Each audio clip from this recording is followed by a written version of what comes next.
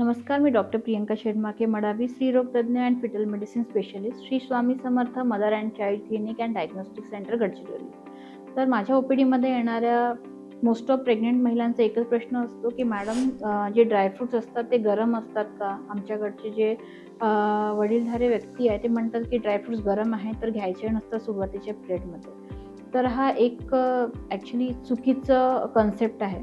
Dry fruits घेणे हे अत्यंत योग्य आहे प्रेग्नन्सीमध्ये, कारण ड्रायफ्रुट्स जे आहे त्याच्यामधून आपल्याला बरेच फायबर्स मिळत असतात, जो प्रेग्नन्सीमधलं कॉन्स्टिपेशन कमी करतो.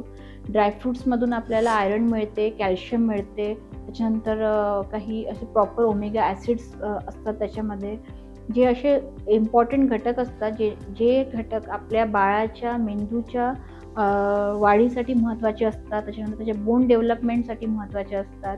इव्हन ड्रायफ्रुट्स तुमच्या प्रेग्नंट मदरला थकावट दूर करतो, त्याची पेशंटच्या शरीरातील रक्ताची कमतरता दूर करत असतो, तिला एनर्जी सप्लाय करत असतो.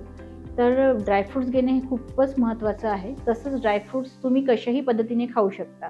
तुम्ही त्याला जसं आहे तसंही घेऊ शकता, किंवा तुम्ही भिजवून खाल्ले तर आणखी खूप चांगलेलं आहे. त्याच्यामधला फायबर कॉन्टेंट आणखी वाढत असतो. तुम्ही कोणत्याही फॉर्ममध्ये ड्रायफ्रुट्स घेऊ शकता, पण घेणं अत्यंत गरजेचं आहे. हा चुकीचा कन्सेप्ट आहे की ड्रायफ्रुट्स गरम आहे तर आम्ही नाही खाल्ले तर बरं राहील का? बट नो, तुम्ही ड्रायफ्रुट्स घ्यायलाच पाहिजे आपल्या प्रेग्नन्सीमध्ये. थँक्यू.